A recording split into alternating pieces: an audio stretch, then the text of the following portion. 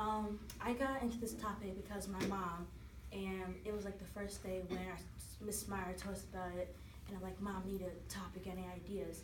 And she said, well, how about you do something that's kind of from your heritage and creative in different ways? I'm like, okay, so I'm gonna go on my computer, and one of the first things I see was freedom quotes, and then I started getting really into it and really I kind of embraced what it was really about. So over 245 years, African American men, women, and children have been in slavery from Charleston, Savannah, New Orleans, Jamestown. They have been just fighting for their personalities and trying to say we're no longer property, we're actual human beings. So a group of people came up with the idea of using freedom quotes. And there's 14 different quotes, and all of them have meanings, definitions. So it's this really huge word, you might not understand it, but it's called ethno-mathematics. It's just culture and math, that's all it is.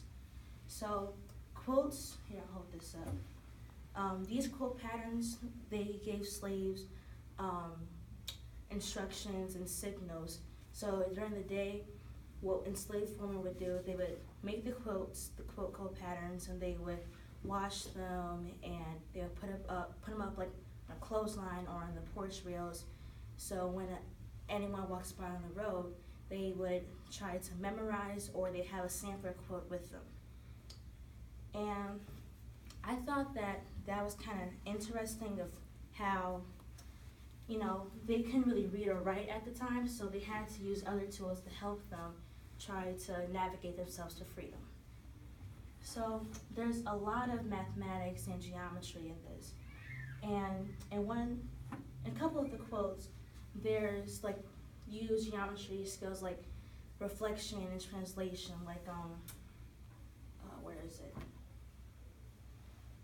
This one, you see how there's 4 diamonds, and this side 2 diamonds, that side 2 diamonds. It's reflection. And I also love math, and I thought it was pretty cool how you got to use education and academics while you're creating something that's so beautiful and neat. So the journey to freedom that they had, so when they would walk past and try to memorize them, the people who were following the leaders, they were called passengers, and then the people who were leading were called the railroad instructors. And slavery was usually in the south side of the U.S., and they were trying to direct themselves to the north side, like Chicago, Wisconsin, stuff like that, other places.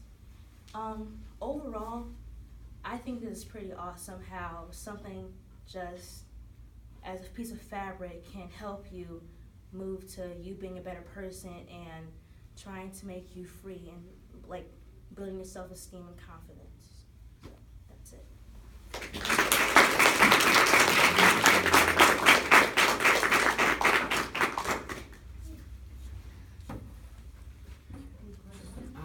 Out of your research, do you see any modern day equivalents to Freedom Quilt?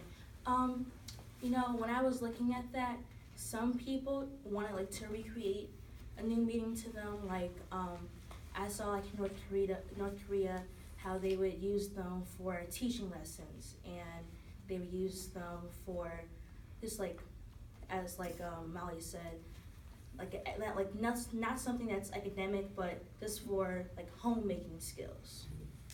I may have missed it, but is there a history behind the quote that you have?